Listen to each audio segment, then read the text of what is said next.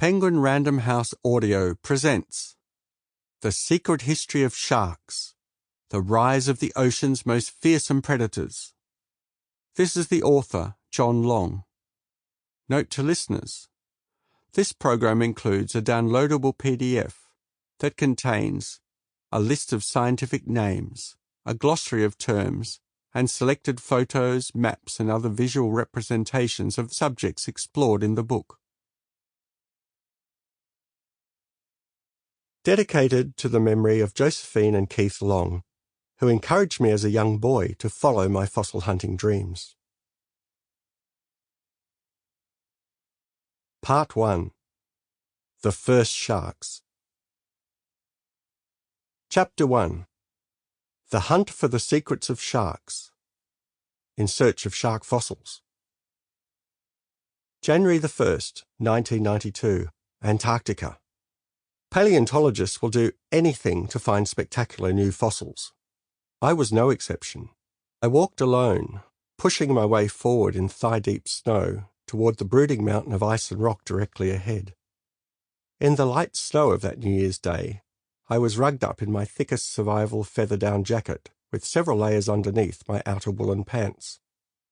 Heavy double mountaineering boots protected my feet, and a thick woolen balaclava covered nearly all my face, save the eyes, which were protected by sunglasses. It was around -4 °F and uncomfortably windy. The other 3 members of our expedition had decided to stay in their tents and rest after the previous long hard day of sledging, pulling our 4 Nansen sleds with our 2 alpine skidoos about 40 miles uphill from our last campsite, sleds loaded to the hilt with our gear and precious fossil samples. As the only one on our team who specialized in the study of fish fossils, I had waited eagerly for this day to come, losing sleep over the prospect of finding some highly significant fossils. I felt a little frightened going out this day alone, but the past 2 months working in remote mountainous regions of Antarctica, navigating our way through many perils, had given me an uncanny confidence that I could safely manage this short trek to the mountain without any hitches. The other team members decided it was too claggy a day for going outside, opting to catch up on daily chores and letters, quietly resting. I told them I would not be long, just a few hours, and if the snow got any heavier, I'd head home immediately. We also had a plan in place that if I didn't make it back by a certain time, they would come searching for me. I was excited to be finally heading to the famous Portal Mountain, a fossil site high in the remote transantarctic mountains, where strange fossil shark's teeth had been found by a previous geological party some 20 years earlier. I could possibly find a new species of ancient shark that could shed light on what sharks had been doing in this great southern land of Gondwana nearly 400 million years ago. I just had to get onto the rocky ledges a couple of 100 feet away. Each wind gust felt like pinpricks, sucking the warmth from my whiskery, ice-covered face. The snow was waist-deep and getting harder to plough through. In places it felt light, kind of hollow underfoot. Then it happened. I broke through the ice. And for a fleeting second, I felt my feet dangling in mid-air as I began to drop. Immediately thrashing my body to one side, I landed face down, sideways to the ice crack, buried deep in snow. I was panting vigorously, and my heart was pounding as I slowly pulled myself away from the death trap, stood up, shook the snow off, and looked back at where I'd fallen. There, just behind me, loomed a deep, dark, ominous crevasse about 2 feet wide. I couldn't see the bottom. I struggled on toward the portal, placing each foot carefully in the deep snow, and after half an hour managed to make it safely to the base of the mountain. Once secure on the solid ledge of pale sandstone, I let it all out. I cried and lamented the near loss of my life, thinking of my family at home, especially my 3 young children. Before long, I snapped back to reality, as it dawned on me that I was at the foot of the holy grail of fish paleontology. I was finally, after 6 years of planning and training for this trip, on the remote mountain where big breakthroughs could be made. I needed to pull myself together and continue, so up the mountain I went.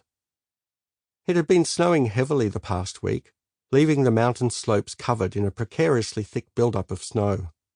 I pushed my way across a platform of rock that ended in a wide snow-laden ledge, aiming to get to a better rocky outcrop about 100 feet away. I had not made 2 steps when I suddenly noticed pieces of ice whizzing past me from above. Looking up, I clocked a wall of snow rapidly descending upon me. The impact knocked me off my feet. I tumbled down the slope, caught up in a small avalanche. I swore profusely, thinking it was really not my lucky day. I decided not to press my fate any further, instead focusing on one task, making my way to camp as carefully as possible. Step by step, I traced my path back, steering well wide of the dreadful spot where I had broken through the ice. Once back at camp safely, in another emotional outpour, I retold my story to the group. I was administered a couple shots of medicinal whiskey before crawling inside my Scott Polar tent to rest. The next day, Brian, our team safety expert, led us back to Portal Mountain. He walked carefully over my tracks. Using a 6-foot crevasse pole, he tested the ground each step of the way, forging a safe access route.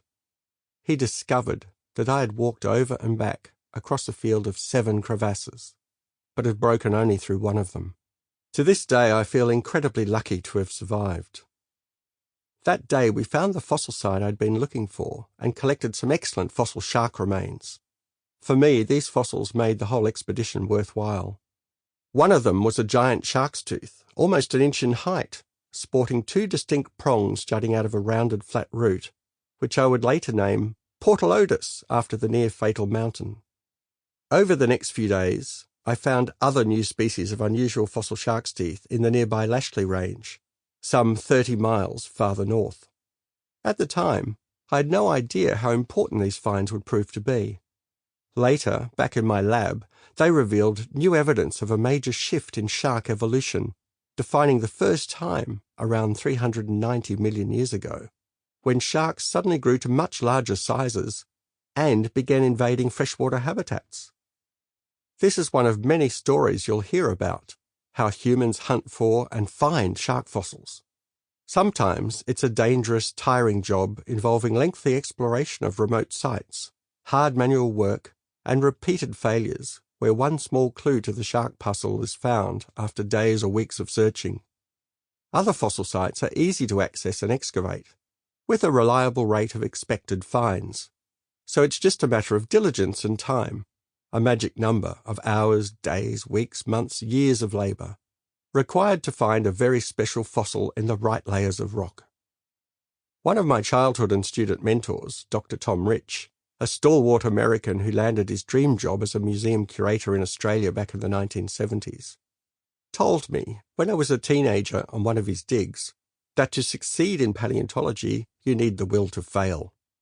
He searched the southern cliffs along the Victorian coastline for more than 20 years, hoping to find Australia's oldest mammal fossils, without success.